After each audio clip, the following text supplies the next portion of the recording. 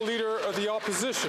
9 years ago, the Prime Minister promised he could spend uncontrollably and there'd be a rich guy on a hill somewhere who would pay the bill. The middle class wouldn't have to pay. Well, what is the result?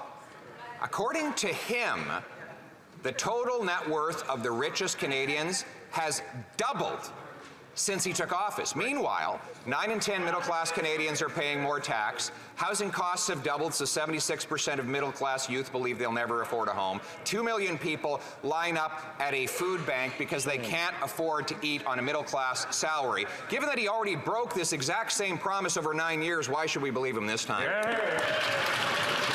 The Right Honourable Prime Minister. Mr. Speaker, if it didn't have real-world impacts on Canadians, it would almost be amusing to watch the Conservative leader tie himself in knots to try and justify voting in favour of advantages for the wealthy Canadians when they sell really profitable investments. We're asking them to pay a little bit more so we can invest more in housing for young people to be able to have the same kinds of opportunities previous generations did. We're delivering dental care for over 200,000 seniors in just the last 6 weeks. We're delivering more spaces in child care. We're stepping up for Canadians. They're stepping up for the rich.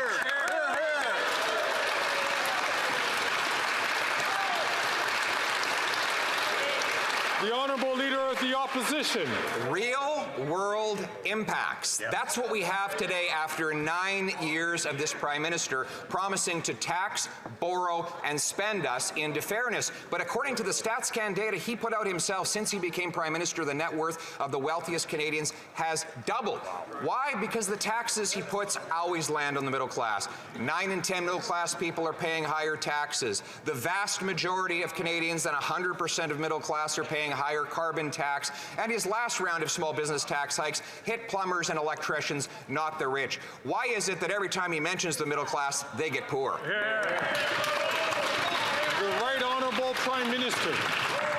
Mr. Speaker, our price on pollution delivers more money to 8 out of 10 Canadians right across the country with the Canada Carbon Rebate. And today, Mr. Speaker, there's an opportunity for everyone in this House to stand up and ask the wealthiest Canadians to pay a little more when they sell extremely profitable investments.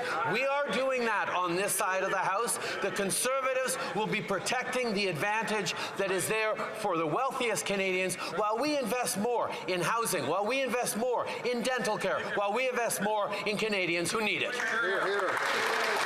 The Honourable Leader of the Opposition. Mr. Speaker, if you are a small business owner, you have even $1 of investment gain, you pay this higher tax that the Prime Minister is promising because there's no exemption inside the 300,000 small businesses.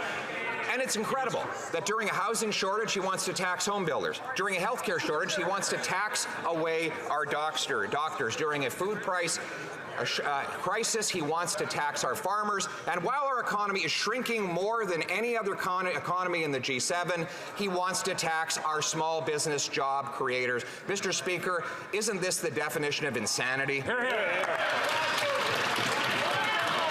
Right Honourable Prime Minister. Since we put our budget forward, the Conservatives have been incredibly careful not to say a thing about the capital gains rate that we're raising.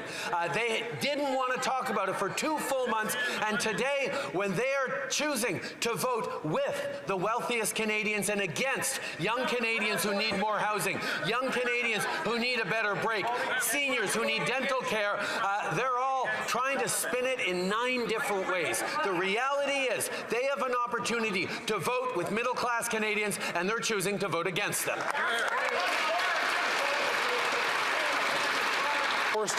Her and the leader of the NDP can do as many photo ops with their bikes as they want, but these champagne socialists are taking money from the middle class to give to rich liberal insiders, their elitist Bay Street buddies, and the bloated bureaucracy. This job-killing tax hike vilifies success, punishing small businesses and their workers. That's why GDP per person in Canada is collapsing and Canadians are poor. Before she spends another $1 billion next week to service her debt, can she tell us, is this fair?